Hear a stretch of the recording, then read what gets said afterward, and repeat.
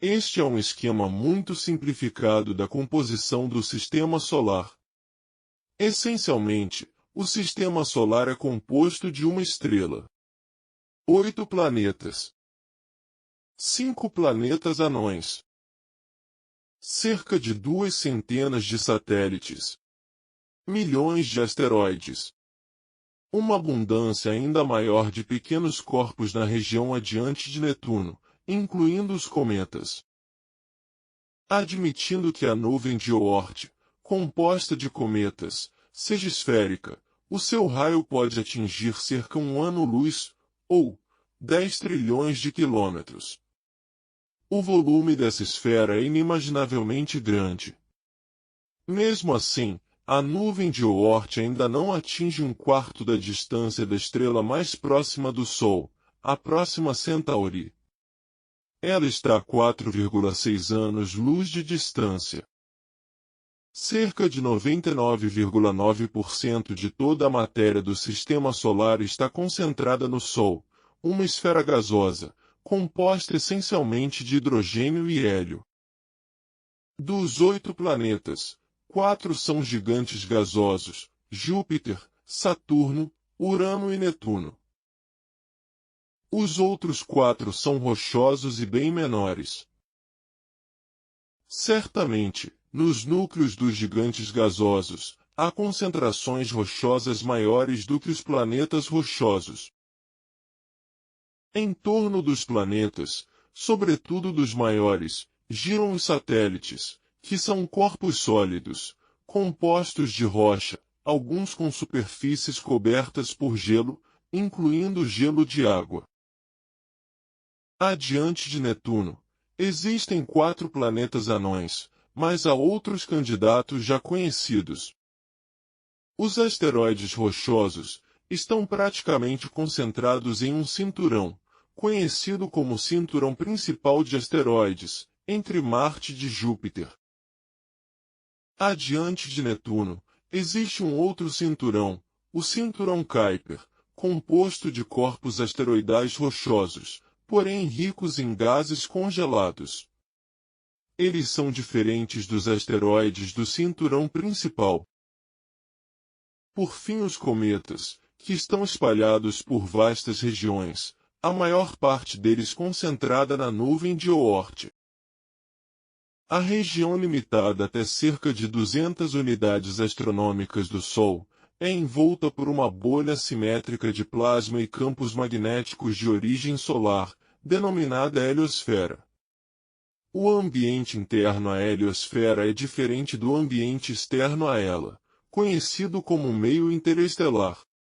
Dentro da heliosfera, predomina a matéria do vento solar, enquanto o meio interestelar, que é um espaço mais amplo entre as estrelas, é composto por gás, poeira e campos magnéticos típicos da Via Láctea.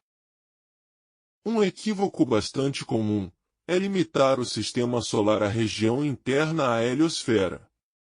Na realidade é um equívoco conceitual, sem respaldo científico. O limite do Sistema Solar é a nuvem de Oort, composta de cometas. Esta ilustração mostra, grosseiramente, a posição do Sol na Via Láctea. Se fosse em proporção real, o Sol seria um pontinho praticamente invisível.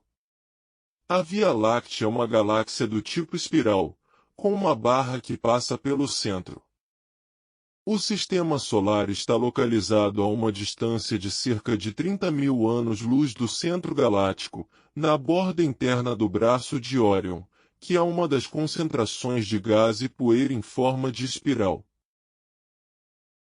Esta animação mostra como o Sol se movimenta na galáxia.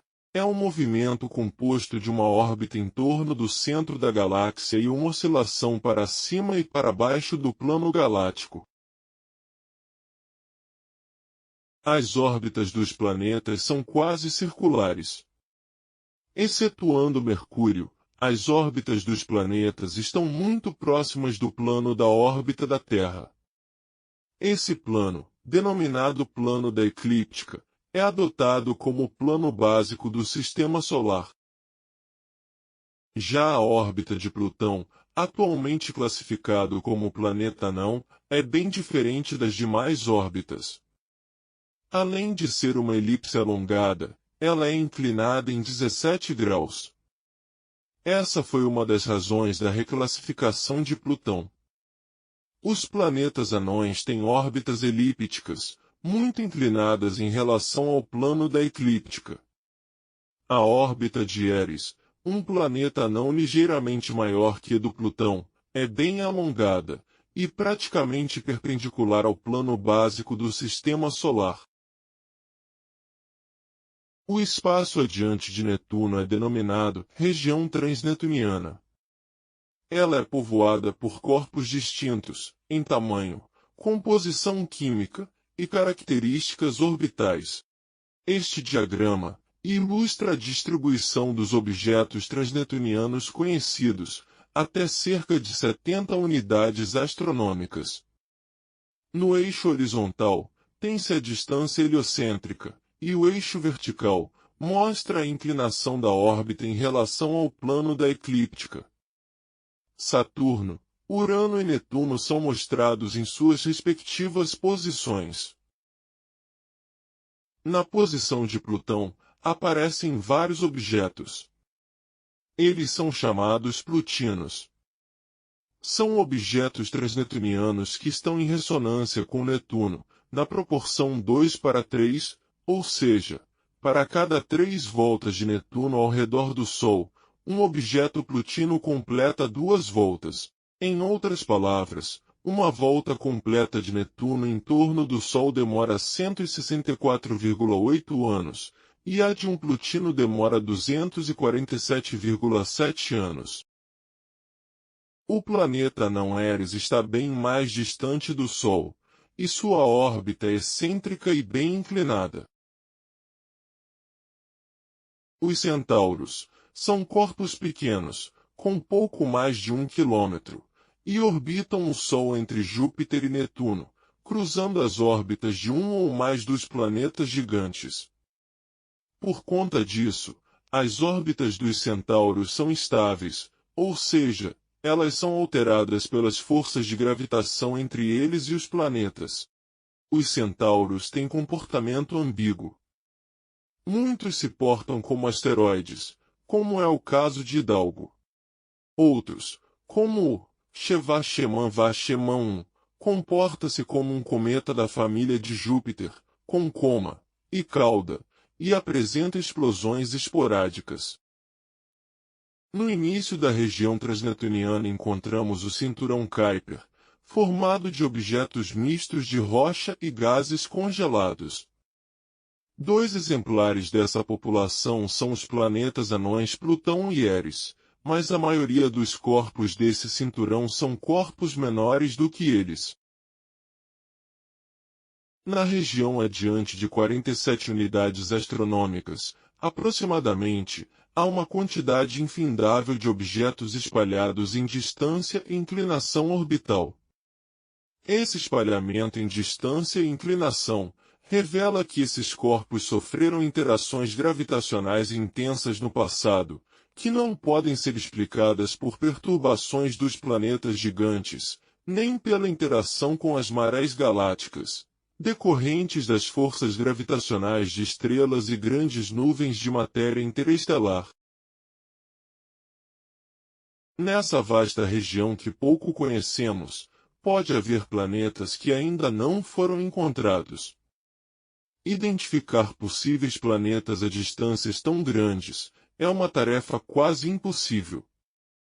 Corpos de dimensões planetárias, vistos de grandes distâncias, apresentam um brilho débil, difícil de ser distinguido no fundo de céu estrelado, como mostra a animação no canto superior direito.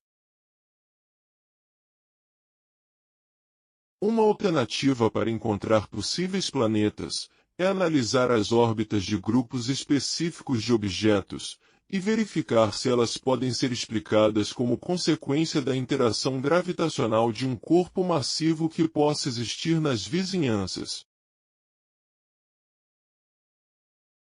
É isso que fez o astrônomo Mike Brown, um dos pioneiros nessa área de pesquisa. Ele analisou as órbitas dos 6 objetos transneptunianos, identificados na imagem por siglas.